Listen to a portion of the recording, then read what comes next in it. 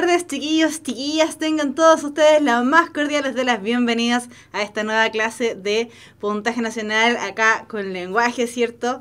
Empezamos la clase del día de hoy recordando, ¿cierto? Que la clase pasada ya comenzamos a ver elementos nuevos, pasamos como si estuviésemos en el colegio, como que pasamos a otra unidad, ¿cierto? Porque la clase pasada ya comenzamos a ver contenidos más ya del área ya ahora puestos en ejecución, ¿cierto? Del área de comprensión de lectura. Dejamos un poco de lado los tips, dejamos un poco de lado estrategias, ¿cierto? Cómo hacer esto otro, y ya nos vamos a la parte que hemos dicho varias veces en la PSU de lenguaje: no se miden contenidos, pero eso no quiere decir, pero por ningún motivo, que los contenidos en el fondo sean inválidos o no nos sirvan de nada. Al contrario, revisar, por ejemplo, las características de los textos, revisar características de elementos legados al lenguaje, como los narradores, algunas figuras literarias, etcétera, etcétera. Por supuesto que nos ayudan a entender aún mejor, y además, no solamente nos ayudan a entender aún mejor, sino que también nos facilitan el tema de la comprensión en términos de lectura. Bien, muy buenas tardes, chiquillos que están en el chat, los estaba mirando, ¿cierto? Que estaban preguntando con respecto a si estas clases sirven para gente más pequeñita, gente que está en primero, segundo, tercero, medio, y por supuesto que les sirven, chiquillos, por supuesto que sí, porque los contenidos de lenguaje, la verdad es que no cambian mucho. En el fondo lo que van haciendo es progresar, avanzar, profundizar, pero así como que cambien muchísimo, no cambian tanto. Así que por supuesto que sirven, y más aún si consideramos que tenemos la motivación para salir 4 años después o 3 años después, ¿cierto?, a rendir una buena PSU. Ya, entonces, comenzamos con la clase del día de hoy, y tal como dice el título, lo que ya estamos viendo, ¿cierto?, nos adentramos a los textos literarios, no literarios y de esa índole, y el día de hoy al menos nos vamos a dedicar a revisar lo que vendría siendo el género narrativo. Entonces, ya, dijimos que para la PSU de lenguaje, ¿cierto?, tenemos un temario, así como todas las otras PSU, que en todo caso, si tienen aún alguna duda con respecto a qué entra en el temario de la PSU de cualquiera de las 4 pruebas, pueden entrar a psu.demre.cl, ahí pueden descargar, ¿cierto?, el temario de qué se va a tratar la PSU este año. Sin embargo, la PSU de lenguaje involucra, ¿cierto?, la distinción entre los temas o entre los contenidos que van a entrar en la PSU, y involucra dentro de eso lo que vendría siendo los tipos de textos. Por eso decíamos que por supuesto que estas clases les sirven si son más pequeñitos. Entonces, los tipos de textos los engloban o los separan entre lo que son textos literarios, textos no literarios y textos relativos a los medios de comunicación masiva. Y ahí precisamente es a donde nos estamos adentrando, ¿cierto? El título de la clase decía que era la clase de de texto literario en relación al género narrativo, que vendría siendo la primera parte del temario, básicamente. Entonces, tenemos que definir, por supuesto, lo que significa texto para entender aún mejor, ¿cierto?, de qué estamos hablando y por qué texto se llama así. La verdad es que definir texto a veces cuesta un poco, porque de hecho si nos preguntan en la calle, nos paran y nos hacen una entrevista y nos dicen, bueno, ¿qué entiende usted por texto? Uno queda, porque es un concepto sumamente manoseado, sumamente utilizado, pero que a la larga a veces no sabemos explicar bien qué significa. Entonces, el texto lo vamos a definir como el conjunto de enunciados que mediante una serie de signos, como las palabras, ¿cierto?, nos permite entregar un mensaje coherente y cohesionado dependiendo del contexto en el que nosotros nos encontremos. La palabra texto, al igual que muchas de las palabras del español, proviene del latín. Entonces, por ejemplo, los que están preparando el área de vocabulario contextual, refiriéndonos a el ítem de comprensión de lectura, ¿cierto?, es súper bueno y súper recomendable que investiguen palabras que vienen derivadas precisamente de este idioma, del latín, lengua muerta, ¿cierto?, que hablaban los romanos, y además palabras que utilizaban los griegos, y que son palabras que nos han llegado hasta el día de hoy, porque de esa manera podemos entender mucho mejor y podemos también asociar los significados de las palabras hacia lo que nosotros conocemos y generar, ¿cierto?, a lo mejor algunas veces no vamos a saber el significado de una palabra, pero sí, si conocemos su raíz etimológica, por ejemplo, o la asociamos a palabras que se parezcan mucho, podemos irlas sacando por contexto. Entonces, como decíamos, la palabra texto viene del latín textus, que significa tejer, tejido, entrelazar. Básicamente, ¿por qué? Porque los textos, en su mayoría, no son textos puros. Nos referimos a que, por ejemplo, la narración presenta otro tipo de características dentro de sí mismas, como la descripción, la caracterización, el comentario, por ejemplo, en el caso de los textos de lo que vendría siendo los medios de comunicación masiva y los textos no literarios también. Entonces, el texto, ¿cierto?, es un entretejido, es un entrelazado, no solamente de estas secuencias textuales, podríamos decirlo, ¿cierto?, sino que además también es un entretejido entre las palabras para que se vayan conformando y se vaya armando un texto. Si no, ustedes tejen, por ejemplo, o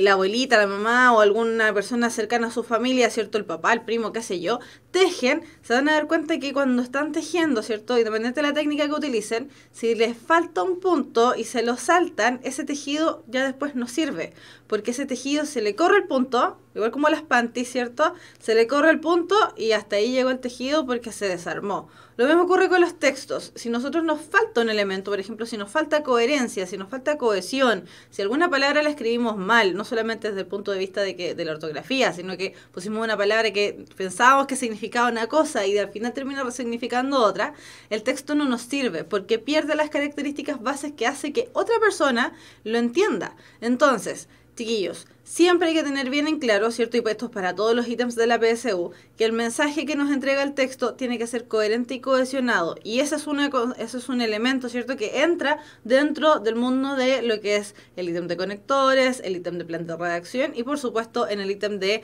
comprensión de lectura.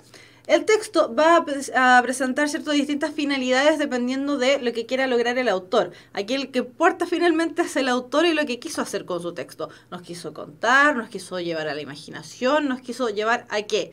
Siempre entonces va a aparecer seguramente la pregunta de qué quiso hacer el autor, qué quiso expresar el autor con tal frase, por ejemplo. Porque aquí tenemos que fijarnos y centrarnos en básicamente él.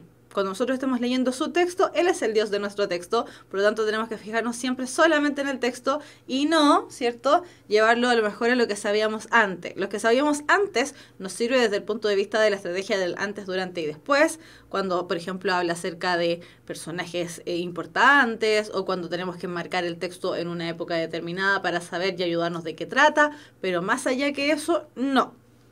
Entonces, como ya decíamos, ¿cierto? Y como vimos en la imagen anterior, la PSU del lenguaje, ¿cierto? Los textos que aparezcan van a ser todos de distinta intención, porque van a pertenecer a textos literarios, no literarios y de medios de comunicación masiva, y además van a variar en extensión.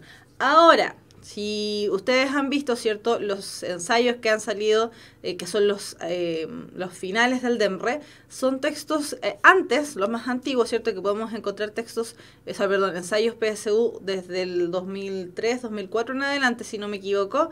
Los textos que aparecían eran textos cortos y textos largos. Ahora prácticamente solamente están saliendo textos largos, así que hay que prepararnos un poco en ese sentido a lo que nos vamos a enfrentar.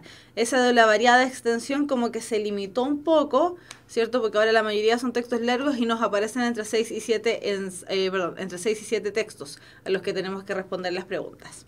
Entonces, cuando hablemos de los textos literarios, y esto va a ser para las 3 categorías que tengan los textos literarios, ¿cierto? El narrativo, el lírico, el dramático, vamos a tener que tener muy en claro que estamos hablando de una obra ficticia. El texto literario de por sí, ¿cierto?, nos presenta la imaginación y la subjetividad del autor. Por lo tanto, siempre va a ser un texto ficticio. Eso lo tenemos que tener muy claro, no se nos puede olvidar jamás. ¿Por qué? Porque los textos literarios muchas veces toman elementos desde la realidad o elementos históricos, por ejemplo, para crear una narración. Nos pueden contar elementos de la Segunda Guerra Mundial, del periodo de la prehistoria, de algún rey, qué sé yo, algún rey romano o de algún rey de Egipto, qué sé yo, ¿cierto? Y nosotros decimos, bueno, pero si esa persona existió desde el punto de vista, entonces eso es no literario, y claramente no lo es porque los diálogos que generan esas personas, los elementos, las relaciones, cómo entablan las relaciones esos personajes, por supuesto que van a ser ficticios. Lo mismo ocurre, por supuesto, y ahí se nota mucho más en todo caso, pero lo mismo ocurre con los textos de índole lírica, ¿cierto? Y en el caso del drama. Muchas veces tendemos a confundir el género narrativo con la narración, el género narrativo con la realidad, cuando claramente eso no es así. El texto literario siempre, no hay otra opción, siempre va a ser ficticio, siempre va a presentar la subjetividad del autor. Es decir, vamos a estar en el fondo a merced de lo que él nos quiera contar, ¿cierto? Él o ella nos quiera contar, y además de su imaginación. El lenguaje que utiliza el texto literario es eminentemente figurado y selecto. Esto quiere decir que utiliza mucho, por ejemplo, las figuras retóricas, utiliza mucho el lenguaje intencionado, y desde ese punto de vista entonces vamos a estar hablando de que el texto literario posee una función estética. Esto quiere decir, la función estética, quiere decir que a nosotros nos atraiga la obra literaria. Cuando ustedes están en el colegio, los profesores tratan de generar un elemento o un efecto que se llama el goce estético de la obra. Eso quiere decir que a nosotros en el fondo nos gusta leer. Ya sabemos que eso no siempre ocurre, por supuesto que no, ¿cierto? No nos pasa, no logramos siempre eso. Nos pasa a veces con algún libro, pero más allá nos cuesta más. Pero la función estética tiene que ver precisamente con que nosotros generemos un gusto por la lectura y además prefiramos un libro en relación, por ejemplo, a los otros, que enganchemos con alguna saga o algún elemento de ese estilo. Ahora, también tiene que ver con que nos identifiquemos, por ejemplo, con algún personaje, porque de esa manera el autor se va a asegurar que nosotros sigamos leyendo. Por eso habla del lenguaje figurado y selecto. No está hablando de que sea un lenguaje muy elevado, ¿cierto? También puede utilizar mucho, por ejemplo, los garabatos, los chilenismos, en el caso de los chilenos, o las palabras modismos de cualquier otro país, pero esta siempre va a responder a una función estética, es decir, que sea atractivo en el fondo para nosotros. Y de esta manera el autor lo que logra, ¿cierto?, es un pacto de verosimilitud. Cuando hablamos del pacto de verosimilitud, tiene que ver con que nosotros, cual pequeñines ingenuos, caímos en las redes del autor, ¿cierto? Y nos imaginamos, pero todo, absolutamente todo lo que ese autor nos cuenta. Que había un caballo volador, que había un niño que andaba en una escoba y ganaba un campeonato de Quidditch, que, no sé, había no sé cuántos reinos en la Tierra Media, etcétera, etcétera. Nosotros nos creemos todo lo que él nos cuenta. Y en relación a eso, ¿cierto?, tenemos que considerar que esa creencia total tiene que ser en relación al libro. Sabemos que eso no es real, pase al mundo de nosotros mismos. Entonces, todas estas características dotan al texto literario, ¿cierto?, finalmente a hacer la contraparte o hacer la diferencia, ¿cierto?, con los textos no literarios. ¿En qué hacemos la diferencia? En que el texto no literario, que lo vamos a ver en unas clases más adelante, ¿cierto? El texto no literario es el opuesto complementario del texto literario. ¿A qué quiero llegar con esto? Precisamente con que todo lo que es el texto literario, el otro no lo es, y al revés. Todo lo que es el texto no literario, el texto literario no engancha por ese lado. Por eso entonces, cuando hablamos de que el texto literario posee función estética, por ejemplo, vamos a decir que posee, ¿cierto?, una función más bien connotativa. Utiliza el sentido figurado de las palabras, es decir, utiliza la subjetividad.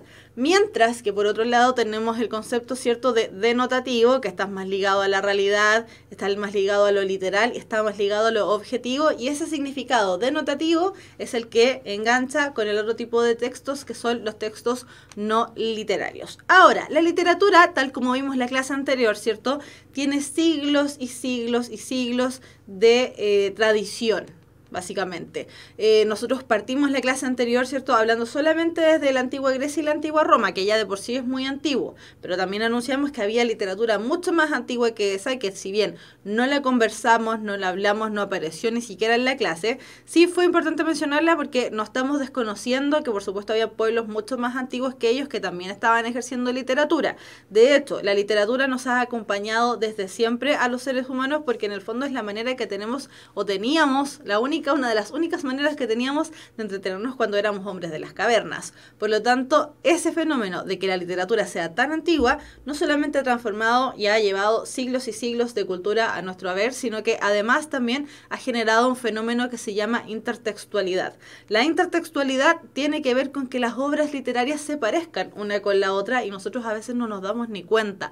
O toman ciertos rasgos, toman ciertos elementos y lo transforman, lo deconstruyen y hacen una obra completamente nueva. Cuando ha aparecido, por ejemplo, una obra, lo vemos con el cine, ¿cierto? Ha aparecido una obra muy antigua, por ejemplo, en la película está It, que es la del payaso ese que anda con el globo. Esa es una película sumamente antigua. La rehicieron ahora el año pasado, ¿cierto? Salió toda de nuevo, la idea era la misma, ¿cierto? Los personajes también, pero resulta que ahora esa obra que era muy antigua, no solamente la reversionaron, sino que además van a sacar una segunda parte.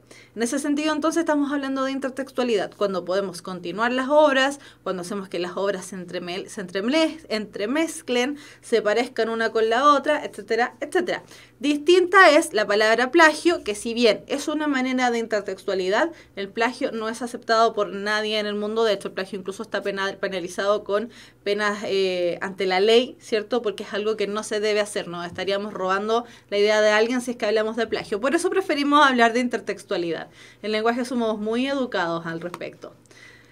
Ya, entonces, ya decíamos, ¿cierto? Cuando hablamos de géneros, perdón, de textos literarios, nos vamos a dividir entre los géneros narrativos, género lírico y género dramático y sus correspondientes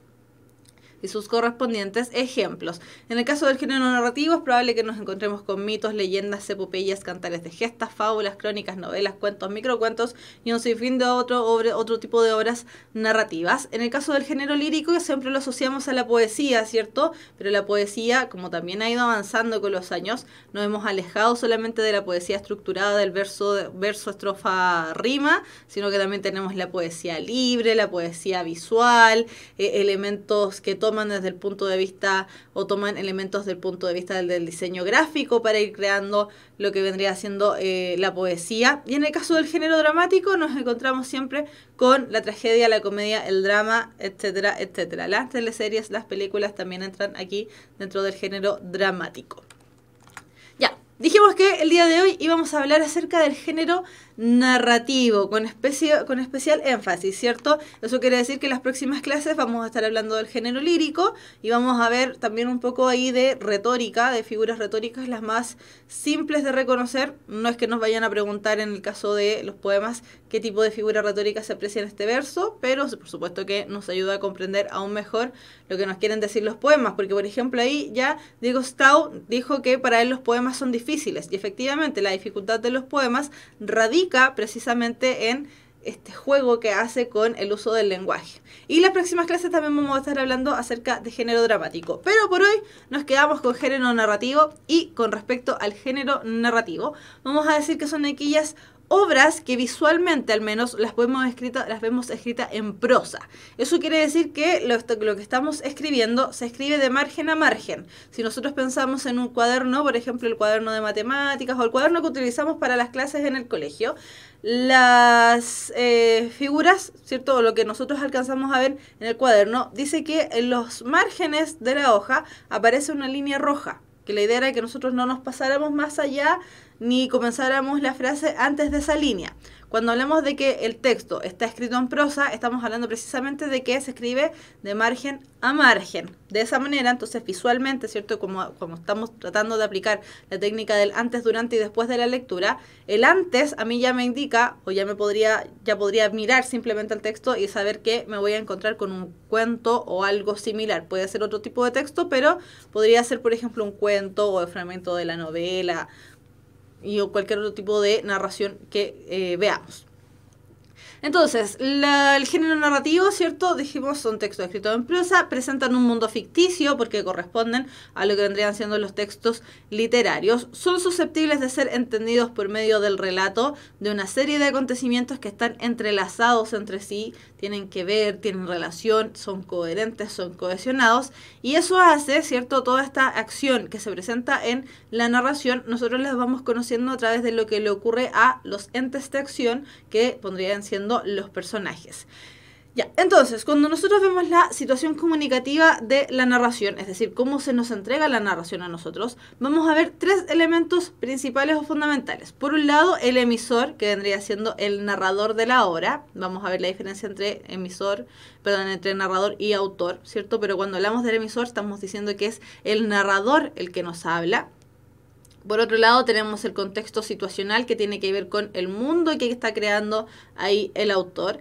Y finalmente, y en último lugar, recién aparecemos nosotros como receptores, ¿cierto? Somos los lectores ideales. ¿Por qué nosotros receptores nos llamamos lectores ideales? Lamentablemente no es porque seamos súper lindos, regios, maravillosos y súper buenos lectores, sino que somos lectores ideales porque cuando los autores crean sus narraciones, ¿cierto? Crean sus obras literarias, los hacen pensando en un cierto y determinado público al que van a llegar. Por eso habla acerca del lector ideal. Por eso también decimos varias veces, y yo sé que a lo mejor si es que algún profe ve la clase y escucha lo que estoy diciendo no le va a gustar, pero no es bueno, ¿cierto?, leer un libro que no nos guste.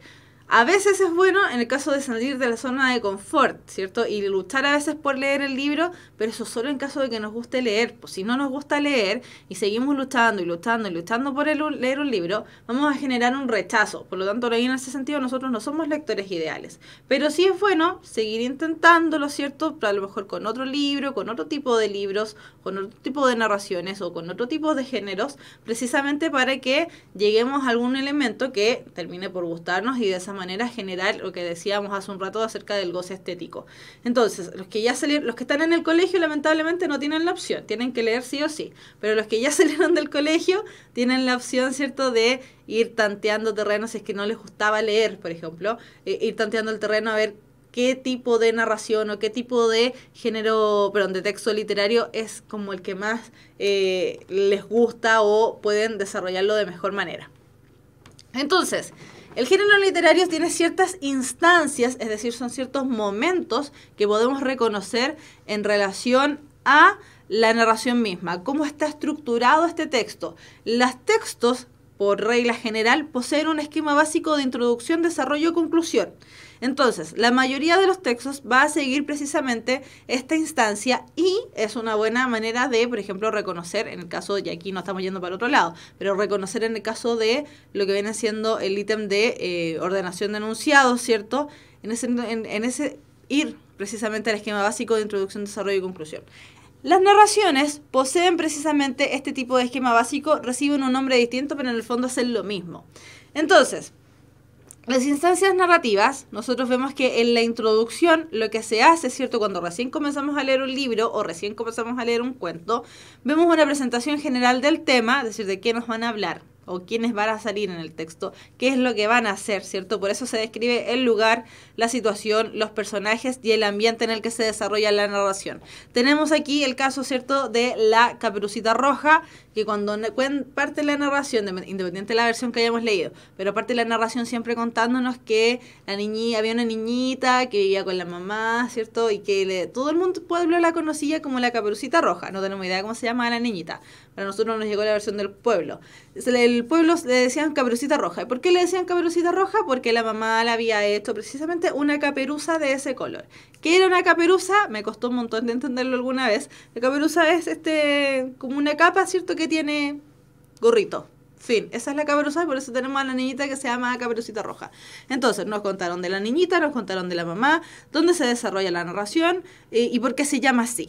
A continuación nos dicen, ¿cierto?, que la niñita tiene que llevarle comida a la abuela. Entonces ahí ya hay un tercer elemento, seguramente algo va a ocurrir y que tiene que cruzar un bosque. Y ahí ya nos empiezan a decir cuál podría ser el problema de la narración. Porque esta niñita tiene que cruzar sola el bosque. Súper mala mamá. Tiene que cruzar sola el bosque y hacer lo que la mamá le decía. Pero como es una narración y tiene que ocurrir el tema del desarrollo y el clímax, algún problema iba a haber.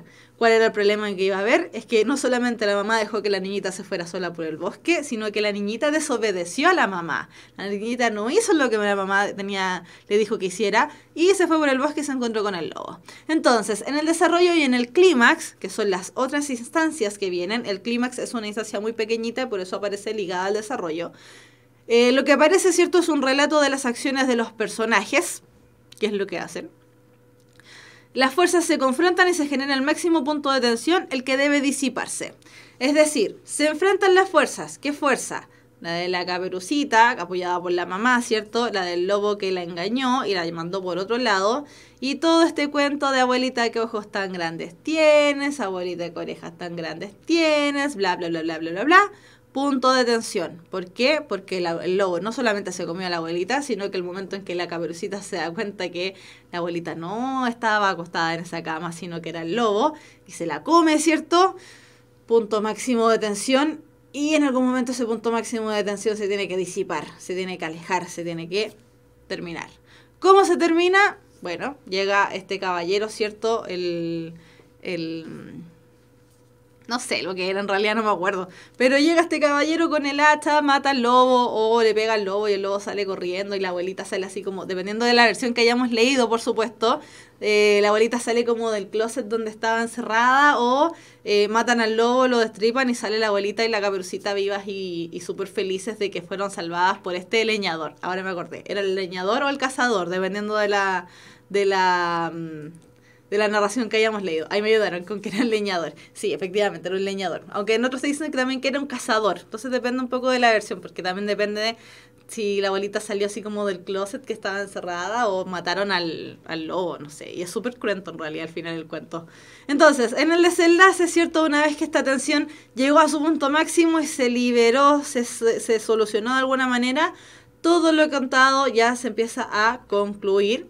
Y una de las dos fuerzas que se estaban enfrentando se ganan.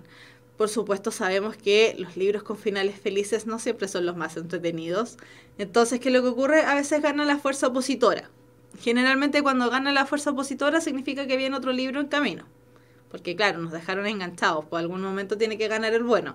Entonces, las instancias narrativas, chiquillos, van a responder igual, ¿cierto? Igual van a responder a la instancia del esquema básico de la redacción, que tiene que ver con la introducción, desarrollo y conclusión, solo que en el caso del género narrativo, esta conclusión adquiere el nombre de desenlace, y en el caso de el desarrollo, se le suma además el clímax de la obra narrativa. Ya. Dijimos, ¿cierto?, que había una diferencia cuando hablábamos del escritor y el narrador. El o la autor. El narrador, entonces, va a ser un ente ficticio que enuncia los sucesos, es decir, quien narra la historia o también la cuenta. El narrador es la voz que nosotros escuchamos cuando estamos leyendo. Y este narrador puede ser, ¿cierto?, un personaje, por supuesto, o también un ente externo que nos está contando qué es lo que sucede. Desde ese punto de vista, el narrador siempre va a ser ficticio y siempre va a ser creado. Sobre todo, y lo notamos mucho más cuando el narrador es un personaje más de la obra. Pero cuando no lo es, nos cuesta un poco entender a lo mejor este concepto. Por eso cuando hablamos de narrador hablamos de ente, porque no es un elemento real, ¿cierto? Sino que es un elemento ficticio creado por el autor o el escritor de la obra literaria. Entonces, en este caso, cuando hablamos de narrador, es una creación del autor quien, amablemente, cede la palabra a otro que cuente las acciones realizadas por los personajes. Y ya decíamos, ¿cierto?, que aquí el narrador puede ser externo a la obra, es decir, nos va a contar lo que está ocurriendo. La Caperucita del bosque hizo tal cosa, bla, bla, bla, bla, bla. O puede estar dentro de la obra, es decir, como que la Caperucita contase su propia historia de qué es lo que le ocurrió a su hecho y suceso tan traumático, ¿cierto? Cuando el narrador está dentro de la obra, vamos a hablar de un narrador protagonista, personaje o testigo de los acontecimientos. En el caso de que esté fuera de la obra, vamos a encontrar narradores que saben absolutamente todo lo que los personajes hacen, ¿cierto? Y todo alrededor de lo que sucede. Eso incluye lo que piensan, por ejemplo, o lo que va a ocurrir. Mientras que hay otros narradores que saben más o menos nomás y nos cuentan lo poco y nada que saben. Otra de las instancias u otro de los elementos característicos del género narrativo son los personajes, y por eso aquí ya se nos facilita más creer que son narraciones o son elementos ficticios. Los personajes son entes dinámicos de ficción. La ficción es una de las palabras claves cuando hablamos de género, perdón, de texto literario. Siempre son ficticios, que eso no se nos puede olvidar. Los personajes son entes dinámicos de acción que ejecutan las acciones o reciben los efectos de estas durante el desarrollo de la acción. Y son, además, por supuesto, creados por el autor. A través de los personajes nosotros nos vamos dando cuenta cómo va progresando la historia, porque a través de ellos y los sucesos que le ocurren a ellos o que motivan a que ocurran, ¿cierto? El desarrollo de la obra va precisamente avanzando. Es decir, gracias a sus acciones, básicamente, y a lo que nos cuenta el narrador, vamos viendo este esquema básico de la narración, como decíamos, de introducción, desarrollo y clímax, más el desenlace. Ahora, estos personajes, como entes dinámicos de ficción, presentan categorizaciones del más importante al que no nos importa tanto, básicamente. Entonces, los podemos ordenar por jerarquía, del más importante al menos importante, y vamos a encontrar personajes principales o protagonistas, que son aquellos centrales en los acontecimientos que relatan. Y de ahí nos tenemos que sacar un poco la idea, ¿cierto?, de que el personaje principal o el protagonista es el bueno. Porque sin el malo, el villano o lo que conocemos como el antagonista, ¿cierto? No aparece conflicto de la narración. Necesitamos al malo. Este malo, ¿cierto? No necesariamente es un personaje, también puede ser una fuerza con la que está luchando el personaje, como por ejemplo que esté luchando contra sus propios celos, por poner un ejemplo, ¿cierto? Ahí no está luchando con un personaje real, sino que está luchando con una fuerza. En ese caso no tendríamos antagonista, pero sí es necesario recalcar, ¿cierto?, que este personaje principal no siempre es el bueno, no siempre es el que salva el día, sino que también aparece ahí el malo. Desde ese punto de vista, una obra que la mayoría conoce como Harry Potter, ¿cierto? En Harry Potter tenemos al personaje protagonista que es Harry Potter, por supuesto, el libro se llama así, pero no podemos dejar de lado su fuerza contraria, que vendría siendo Lord Voldemort, o el que no debe ser nombrado, porque, ¿cierto?, sin él, sin sus acciones, básicamente, Harry Potter no hubiese sido nada. Hubiese vivido con los papás hasta los 25 años, no sé, ¿cierto? Sin su fuerza, sin su oposición, ¿cierto? No hubiese ocurrido absolutamente nada de lo que ocurrió en ninguno de los libros o películas. Por lo tanto, el antagonista en los personajes principales también aparece y destaca, por supuesto. Otro de los personajes que podemos encontrar por jerarquía es el personaje secundario, que es el personaje que narrativamente importa un poquitito menos, ¿ya? Importa un poquitito menos porque en el fondo hace de acompañante del protagonista o del antagonista. Por eso, ¿cierto?, dice que sus vidas y los acontecimientos en los que ellos participan importan menos al narrador, pero no por ello poseen menos importancia.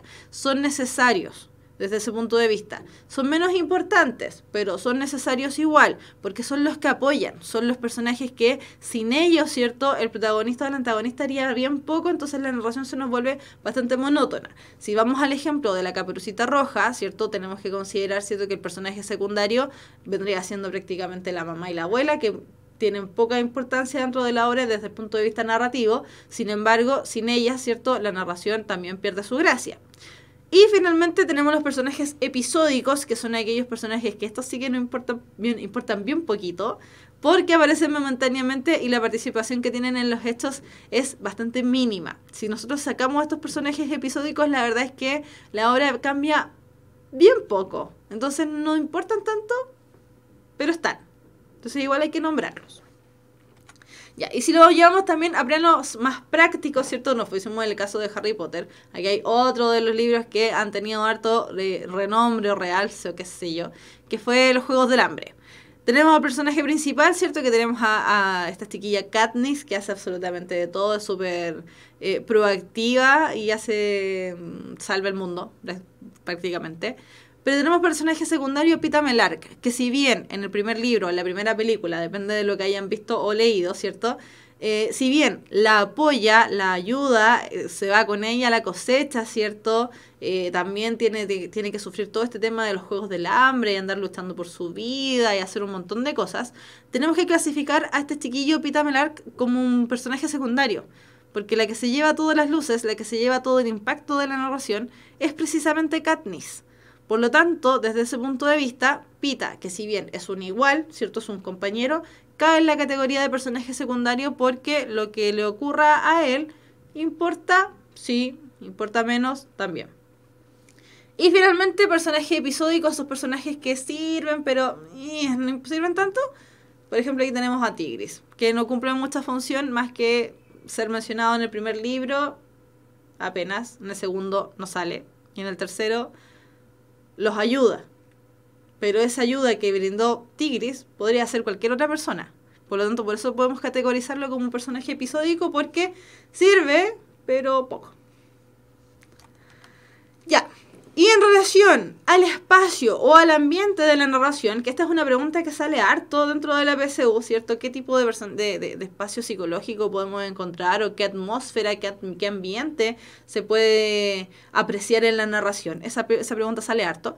Tenemos el problema de que el espacio o el ambiente narrativo es el lugar donde transcurre la acción del relato. Pero, ¿cierto? Este espacio o este ambiente lo podemos categorizar dentro de físico, psicológico y social, básicamente.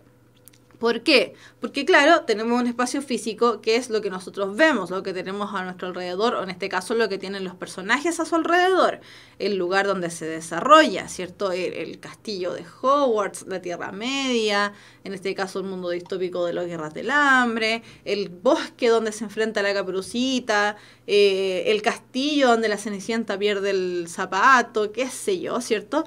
Tenemos el lugar, el momento incluso geográfico, podemos decir, donde suceden los acontecimientos. Ese sería el espacio físico.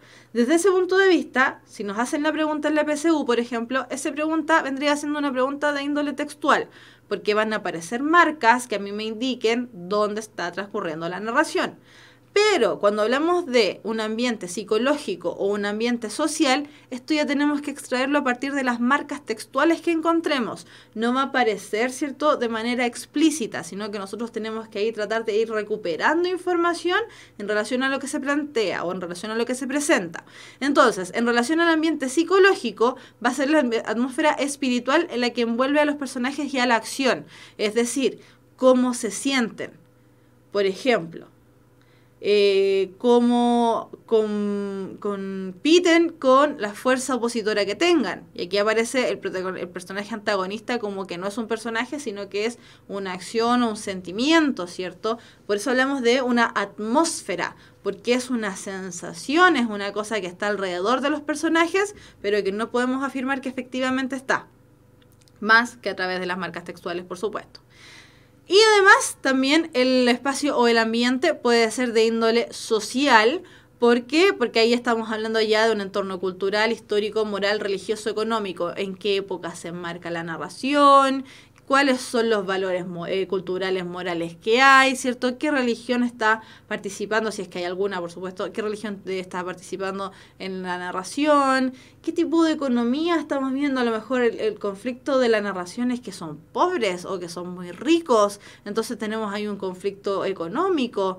Desde ese punto de vista, ahí sí, desde ese punto de vista, entonces, el espacio o el ambiente hay que triangularlo, básicamente. Tenemos que dividirlo y el físico lo más probable es que salga de manera explícita, sin embargo el psicológico y el social lo más probable es que tengamos que inferirlos, ir sacando información, ir sacando datos en relación a lo que se narra o se cuenta.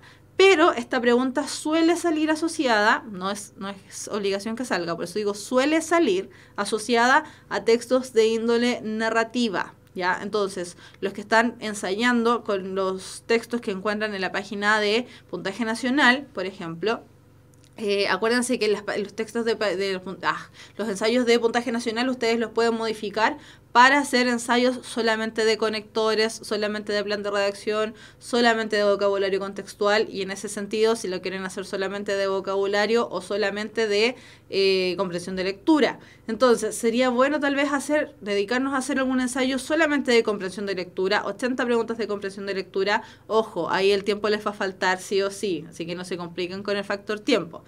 Pero fijarnos la meta y mirar. Cuando nos presentan textos de índole narrativa, generalmente hay alguna pregunta asociada al espacio psicológico o al espacio social de la narración. Ya. Entonces, nos vamos a ir a el momento del ejercicio. Este texto, la verdad es que no es un texto muy sencillo. ¿Ya? Porque recuerden que estamos con las preguntas de desafío, entonces las preguntas de desafío tienen que ser realmente complejas o que al menos nos pongan en algún momento de conflicto. Entonces, harta atención a la lectura, fíjense bien en las marcas textuales que hay y nos vamos a la lectura. Ya, me desaparecí para que se vea bien lo que dice. Ya, dice, antes, ayer, yo amaba a Irene. Hasta ayer en que ella se fue. Yo la amaba locamente. Ahora, que trato que la línea principal del párpado no se corra, dibujarla como siempre vi que ella la dibujaba, un ojo ya terminado, el otro sin embargo que sospecho quedará un poco distinto, más oscuro, con la sombra menos violeta, tirando al malva, lo que es la inexperiencia, la raya menos dócil y ondulada y sobre todo de otro color. Me estiró el ojo con el índice de la mano izquierda, mientras la otra mano tiembla repasando el borde donde están plantadas las pestañas, sin saber por qué. Ya he utilizado el mismo lápiz para uno y otro ojo, que parece que este arreglito va a resultar un desastre, parado como estoy sobre el piso mojado del baño y que sus pantuflas de raso me oprimen salvajemente los pies, equilibrándome entre resbalones, pues me tengo que inclinar hacia el espejo, donde la luz es más fuerte, y todo para que este ojo quede lo posible igual al otro, lo que dudo.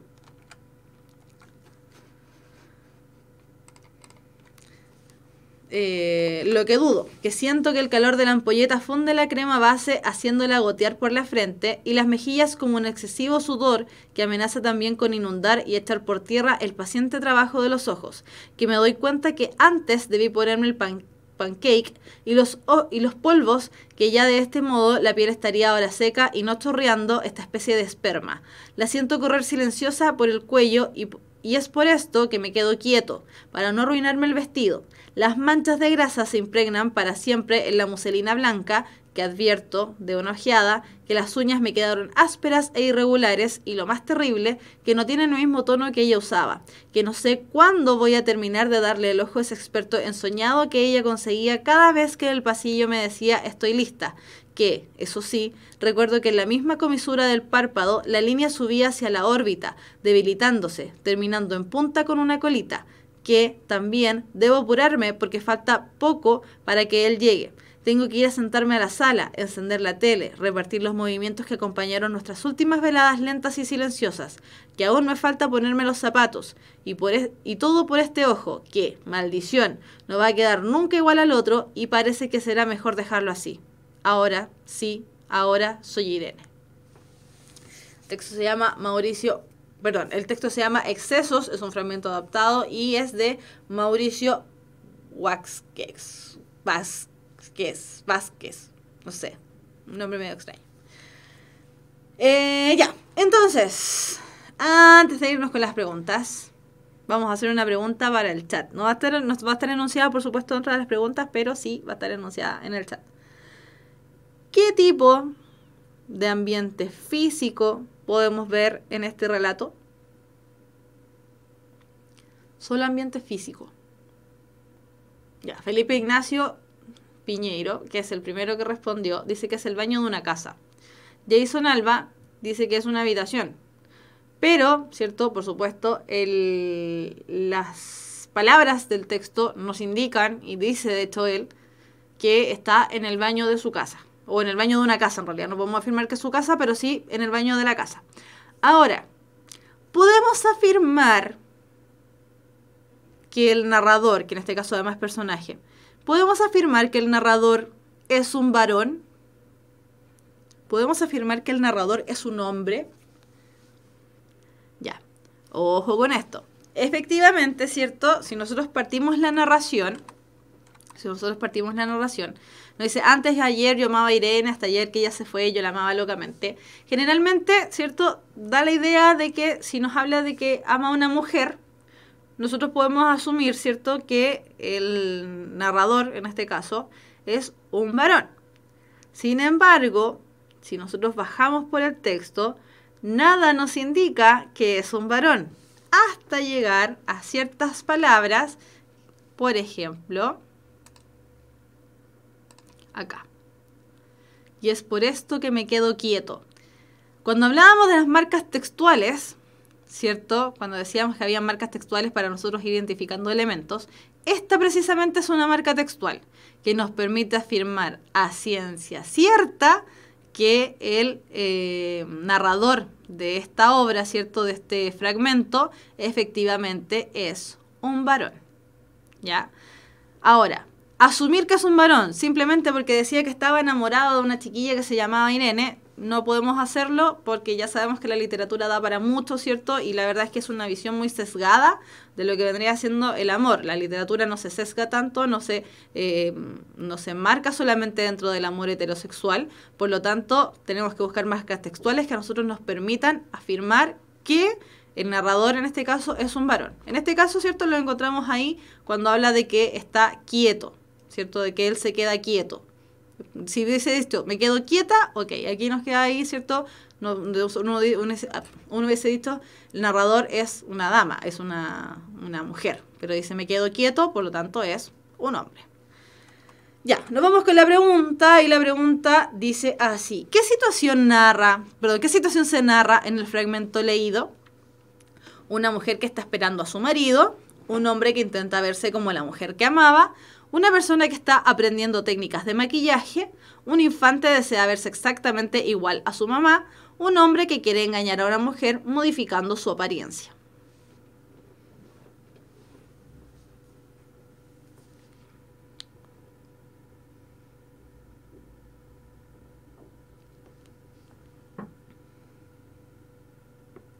La mayoría está contestando que es la letra B.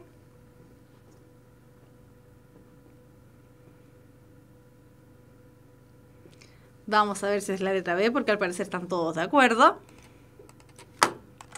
Y efectivamente es la letra B, claramente, ¿cierto? Esta está muchísimo... Si bien igual estamos utilizando una estrategia de inferir, ¿cierto? Esta inferencia está más bien clara dentro del texto. Es un hombre que intenta verse como la mujer que amaba, así lo dice, ¿cierto? Al principio él dice que él amaba a Irene y después empieza a vestirse y a pintarse y a tratar de verse como era Irene. Por lo tanto, una mujer que está esperando a su marido no, porque ya nos dimos cuenta que era un varón.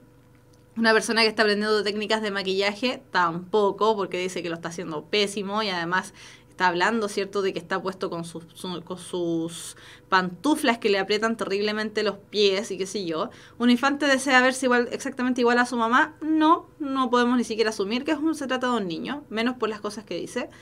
Y finalmente un hombre que quiere engañar a una mujer modificando su apariencia, tampoco, ¿cierto? Porque dice que el que va a llegar, de hecho, es un varón. Preguntan, profe, ¿no era travesti? No podemos afirmarlo, la verdad. No podemos afirmar que sea travesti. Recuerden que cuando, claro, nosotros podríamos, ¿cierto?, asumir o pensar ese tipo de cosas. Pero estaríamos poniendo también de un poco lo que nosotros decimos, ¿cierto? Estaría poniendo de su propia cosecha. Estaríamos poniendo nuestra propia imaginación en función de la narración, cuando ya hemos dicho varias veces que tenemos que enfrentar a la narración con las herramientas que nos entrega la narración misma. Nada más que eso. Y ahora, nos vamos a la pregunta de desafío de la Universidad Mayor para Espíritus Emprendedores que van a sufrir. Porque es una pregunta de desafío per se. Es una pregunta de desafío real. Vamos a ver si la pregunta de desafío, una de esas ni siquiera es tan desafío y la contestan al tiro. Ya, pregunta de desafío. ¿Cuál de las siguientes opciones supone un juicio literario valorativo sobre el relato leído? ¿Qué pregunta más larga y extensa? ¿Cuál de las siguientes opciones supone, tengo que suponer, un juicio literario valorativo sobre el relato leído? O sea, tengo que ponerme en los pies de ser un o una crítica o crítico literaria. A. El narrador vivencia un claro trastorno, en tanto es incapaz de procesar la pérdida de Irene.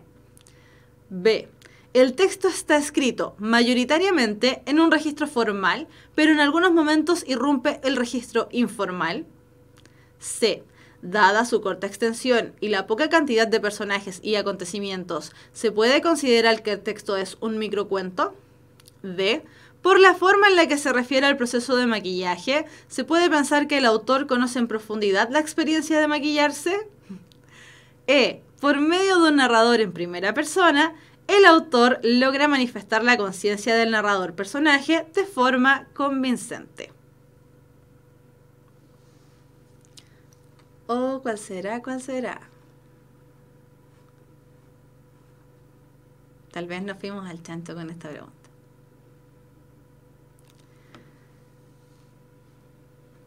recuerden que la pregunta dice un juicio literario valorativo.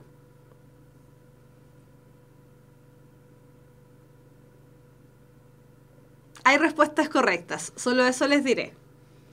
Hay respuestas correctas y está al parecer entre la A y la E. Hay respuestas correctas. Apareció una C.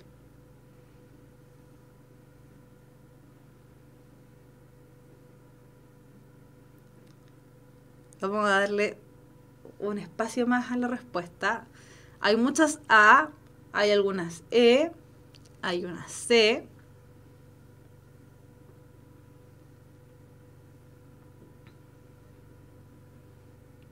Hay alguien del quien no puedo leer el nick. No puedo leer su nombre porque me van a retar. Hay alguien en el chat al que no le puedo leer el nombre. Le vamos a decir señor porfiado. Ya, vamos a ver entonces cuál sería y quién se saca los 850 del día de hoy, los 850 simbólicos. Ojalá fuesen 850 acumulativos, igual como en el colegio. Ya, vamos a ver. ¿Cuál será? ¿Cuál será? Ah, era la E. Por eso les dije, habían algunas personas que efectivamente dijeron cuál era la respuesta correcta y sí, era la E. Porque nos están preguntando, y me voy a aparecer, nos están preguntando por un juicio literario valorativo sobre el relato leído. La respuesta A, que claramente era un distractor, dice, el narrador vivencia un claro trastorno en tanto es incapaz de procesar la pérdida de Irene. ¿Estamos de acuerdo con esa afirmación? Sí, estamos de acuerdo con esa afirmación, porque efectivamente el narrador tiene claramente un trastorno, entonces es incapaz de procesar la pérdida de la Irene, ¿cierto? Porque se empieza a vestir como ella y quiere hacer las últimas cosas que hicieron juntos, siendo él una ella, ¿cierto? Por lo tanto, sí, tiene un trastorno en términos de que el amor que se fue de Irene, ¿cierto? Lo dejó mal. Lo dejó en un momento en que quería estar con ella y quiere estar con ella a toda costa, y como no puede estar con ella, él se transforma en ella. Por lo tanto, es correcto. Sin embargo, nos están preguntando por un juicio literario valorativo. Por lo tanto, en este caso, nos teníamos que centrar en características literarias del texto. Ahora, claro, la respuesta A dice el narrador. Por ahí a lo mejor podríamos decir, bueno, pero eso es literario. Ya, ok. Vamos a ir a las siguientes respuestas y vamos a seguir trabajando con la A. B. El texto está escrito mayoritariamente en un registro formal, pero en algunos momentos irrumpe el registro informal. También es un juicio valorativo, literario valorativo. Sin embargo, está centrado en solamente un aspecto del texto. Por lo tanto, la desechamos porque es muy particular la respuesta. C. Dada su corta extensión y la poca cantidad de personajes y acontecimientos, se puede considerar que el texto es un microcuento. No es valorativo. Es un juicio literario, ¿cierto? Estoy evaluando la narración, pero no es valorativo, por lo tanto, desechémoslo. D. Por la forma en la que se refiere el proceso de maquillaje, se puede pensar que el autor conoce en profundidad la experiencia de maquillarse. De hecho, me dio hasta risa leer eso, porque es una opción sumamente externa a la narración. Por lo tanto, ese tipo de preguntas, ese tipo de alternativas, ¿cierto? Como la letra D, no, para afuera, porque estamos ahí hablando del autor y en realidad tenemos que hablar con respecto al narrador, al personaje, al ambiente, cosas principales de la narración. Ahora, la letra E, que están varios de ustedes, ¿cierto? Estuvieron bien en su respuesta, excepto los que le achuntaron, porque la idea no era achuntarle aquí, sino que contestar a conciencia, ¿cierto? La letra E, que era la respuesta correcta, por medio de un narrador en primera persona, ya nos tiraron toda la artillería pesada con respecto al narrador, el autor logra manifestar la conciencia del narrador, personaje de forma convincente. Estoy haciendo un juicio absolutamente completo de todo el fragmento que leí, ¿cierto? Porque no estoy hablando con respecto a todo este discurrir de la conciencia que tiene el narrador personaje cuando va contando todo lo que está haciendo para tratar de parecerse a esta chiquilla Irene, y lo hace además de manera súper convincente. ¿Por qué podemos afirmar que es convincente? Porque incluso en el chat salió la pregunta de si el narrador era travesti. A ese nivel nos convencimos, ¿cierto? Ejercimos el pacto de verosimilitud con la narración. A ese nivel nos convencimos de que efectivamente el narrador se estaba transformando en Irene. Estaba manifestando la conciencia de ese narrador porque íbamos leyendo todo lo que ese narrador pensaba mientras estaba maquillando. Por eso la respuesta E es mucho más acabada en relación al texto absolutamente completo. En el caso de la letra A, ¿cierto? El narrador vivencia un claro trastorno, en tanto es incapaz de procesar la pérdida de Irene. Hay algo que esa respuesta no tiene, que está así, que nos habla acerca del autor. Por lo tanto, la apreciación general de la narración es mucho más amplia, es mucho más completa incluso que la respuesta A. Por eso la A la dejamos para afuera y la respuesta correcta era la letra E. Por medio de un narrador en primera persona, el autor logra manifestar la conciencia del narrador-personaje de manera convincente. Ya, entonces, terminamos con la pregunta de desafío, que vaya que fue un desafío. Yo les dije, esta pregunta se venía compleja, se venía difícil. Ya, y nos vamos a las preguntas. Víctor Avión está saludando. Hola, profe, saludos desde Villa O'Higgins. Hola, Víctor.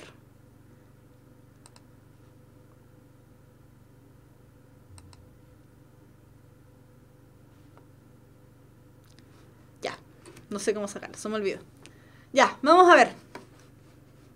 Vamos a ver, ¿cierto? Si es que hay preguntas, voy a ir hacia las primeras preguntas y me acerco hacia las que están haciendo ahora o las que alcancé a ver que justo salió una pregunta.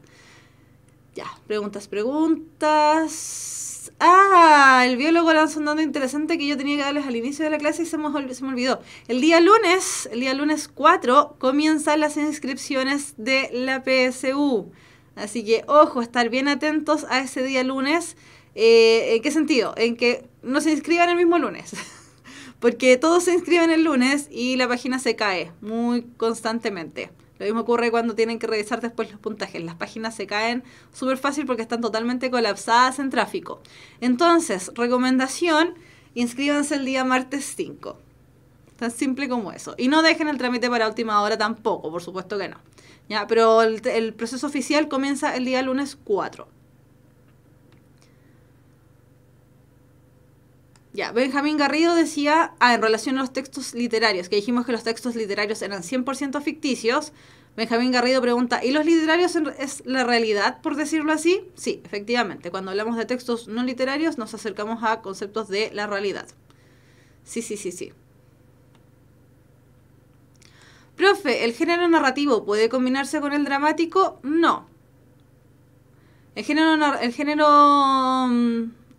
dramático puede considerar secuencias narrativas y al revés, el género narrativo puede considerar secuencias dramáticas. Pero más allá de eso, no se mezclan más que eso. Presentan a lo mejor, pueden haber casos bien puntuales donde se presenta una secuencia, ya donde por ejemplo el personaje, en el caso del género dramático, ¿cierto? El personaje se ponga a contar una historia súper larga, ya, y nos está narrando, nos está contando un elemento. O en el caso, ¿cierto?, de que en la narración los personajes empiecen a hacer una especie de pimponeo, o los personajes cuenten la conversación que tuvieron con otra persona y empiezan a contar así como, y él me dijo, y ella me dijo, y él me dijo, y ella me dijo. Por ahí puede ser secuencias, pero en su totalidad no.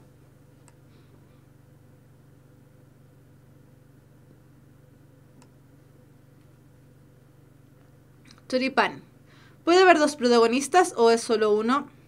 No, puede haber más. Recuerden que el personaje principal, además, el protagonista también puede ser incluso el malo. Así que sí, puede haber más de uno. Pero hay que fijarnos bien en el que recae siempre las acciones, básicamente. ¿Cuál es el que lleva la batuta en relación a las acciones de la narración? Están saludando ahí el señor Porfiado. Saluda desde Concepción. Y además dice que si le va bien se tiñe de rosa. Asumiré que el pelo.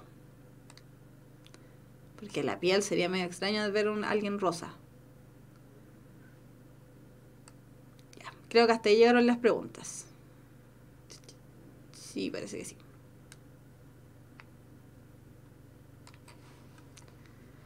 Choripán, ¿a qué se refiere que sea valorativo en relación a la pregunta desafío? Precisamente lo dice la palabra, a que sea de valor, del valor en términos literarios. A eso se refiere a que sea valorativo. Ahora, el valorativo tiene más acepciones, por supuesto, es cosa de buscarla en el diccionario, ¿cierto? Tiene muchas más acepciones, pero lo que se nos estaba preguntando ahí, ¿cierto? En relación a un juicio valorativo de la narración, tiene que ver con respecto al valor de la narración como tal, en términos literarios, si el texto valía la pena o no valía la pena, básicamente.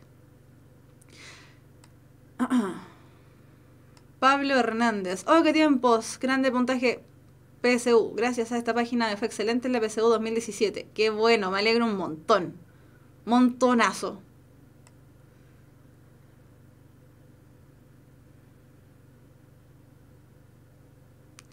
Profe, aparte del juicio valorativo, ¿hay otro tipo? Sí, hay muchos más. Muchos más. Ahora no se me ocurre, en este momento preciso no se me ocurre, pero sí, hay más. Pero si dice valorativo, tiene que ver con el valor. ¿Deberían haber más ejercicios? Sí, deberían haber más ejercicios, pero tenemos 1 hora para hacer la clase, pues. Mackie Stenger. Así que... sí. Pero en relación a los más ejercicios, recuerden que pueden encontrar más ejercicios en la página de Puntaje Nacional. Ya, puntajenacional.cl, ustedes se registran y hacen ejercicios ahí, pues chiquillos, y ya dijimos, ¿cierto?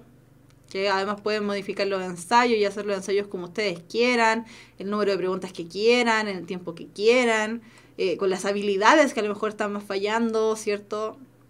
O con el ítem que están fallando. Entonces, para más ejercicios, la página de Puntaje Nacional.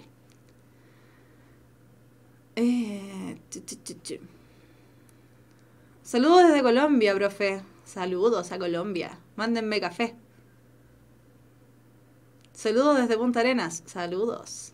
Sebastián Quilodrán, saqué 556 en un ensayo de lenguaje. Vamos por más. Por supuesto, pues vamos por más. Igual 556 no es malo, pero tampoco es tan bueno. ¿Cuál fue el error, Sebastián? ¿Habrá sido tiempo? ¿Las preguntas no se entendieron bien? ¿Dejaste preguntas sin contestar? ¿Las novelas son de género narrativo? Sí, son de género narrativo. ¿Cada cuántos días se realizan estas clases? Las clases de PSU de lenguaje se realizan una vez a la semana. Los días viernes a las 5 de la tarde tenemos la clase de lenguaje, por eso ya estamos terminando, ¿cierto? Y durante la semana hay más clases, por supuesto, está la clase de matemáticas, de biología, química, física y la clase de historia. Los horarios la pueden encontrar en la página oficial de Facebook de Puntaje Nacional.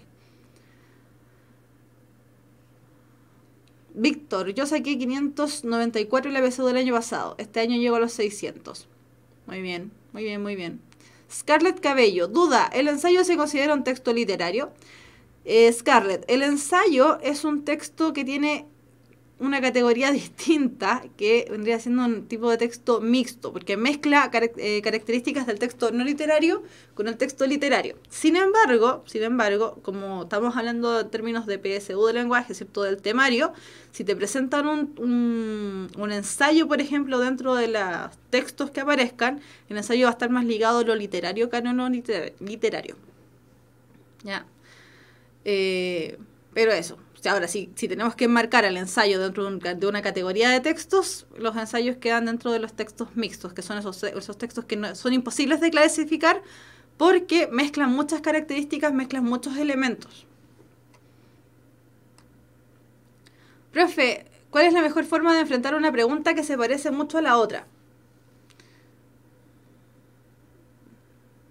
No veo mucho la dificultad entre enfrentar una pregunta que se parezca a la otra. A lo mejor entre alternativas, pero entre preguntas. El criterio que siempre debemos utilizar, porque me imagino que a lo mejor se confundió. Me tinca que le estaba preguntando por las alternativas más que las preguntas.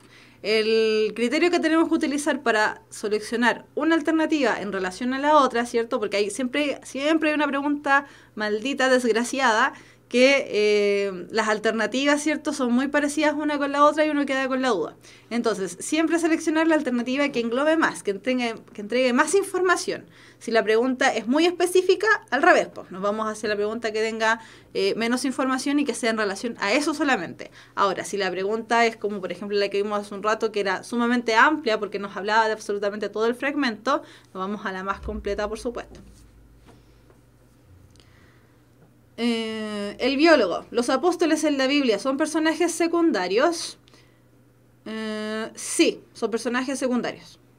Sí, si tomamos la Biblia como un análisis crítico, ¿cierto? Un análisis literario, los apóstoles serían personajes secundarios. Sí, sin duda, porque apoyan al protagonista. Así que sí.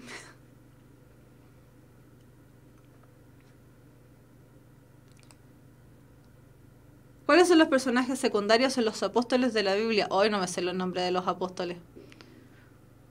Pedro, Juan y Diego. Y Felipe y Santiago. No sé. Los apóstoles, los que apoyan al protagonista. No sé. No me sé los nombres. Pero eso sería en secundario, claramente, porque están apoyando, ya dije hace un rato, apoyan al protagonista, hacen que la acción transcurra. En alguno de los pasajes, ¿cierto?, de la Biblia, además, ese narrador, los apóstoles toman la posición de narrador, personaje, ¿cierto?, que desde un punto de vista externo, pero que igual está ahí dentro de la obra, va contando lo que ocurre, etcétera. Oh, se me saltó el chat.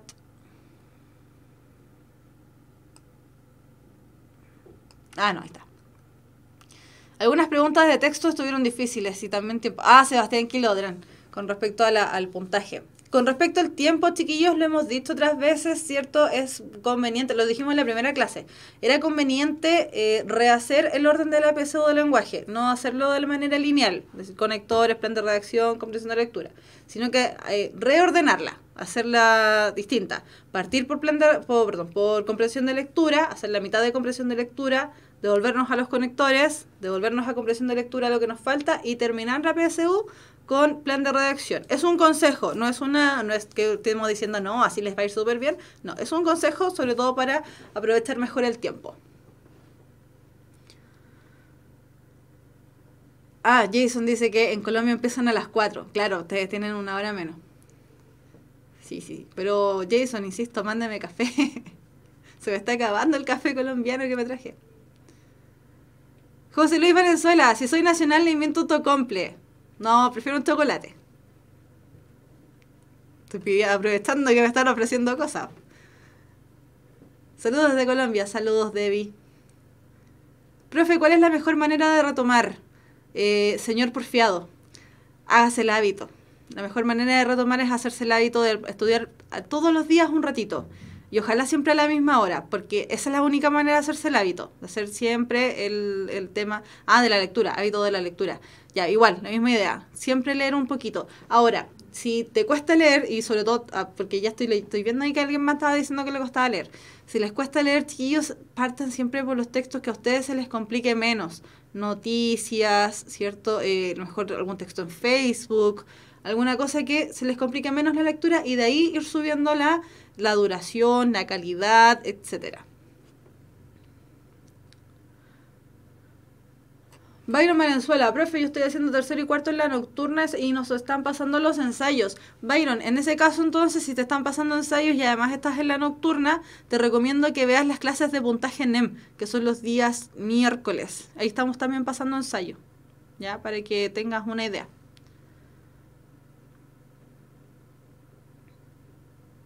Ya. Entonces, no hay más preguntas. Ya, chiquillos, nos pasamos además un poquito del tiempo. Entonces, consejos sobre todo para los que están diciendo hay como que tienen problemas con la lectura y con las alternativas, siempre por lo más global, en el caso de las alternativas, ¿cierto? Y en el caso de la lectura, que se les cuesta hacer el hábito, lean cosas que les gusten, no se vayan al tiro por lo difícil, ¿cierto? Por lo complejo.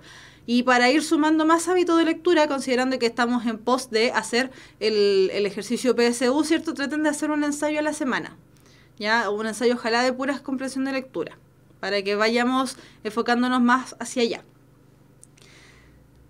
Claro, Jason dice, no es que no nos guste leer, no hemos encontrado el libro correcto. Pasa mucho, pasa un montón.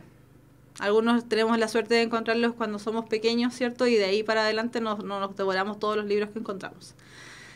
Ya. Chiquillos, entonces nos vemos el próximo viernes viernes a las 5 de la tarde hora chilena, 4 al parecer hora colombiana. Nos vemos el próximo viernes. El próximo viernes vamos a estar viendo género lírico, así que todos los que dicen que les complica el género lírico, para que estén bien atentos a la clase del viernes. Nos vemos la próxima semana, que estén bien, un abrazo súper grande y apretado, que estén bien, cuídense harto. Chao, chao.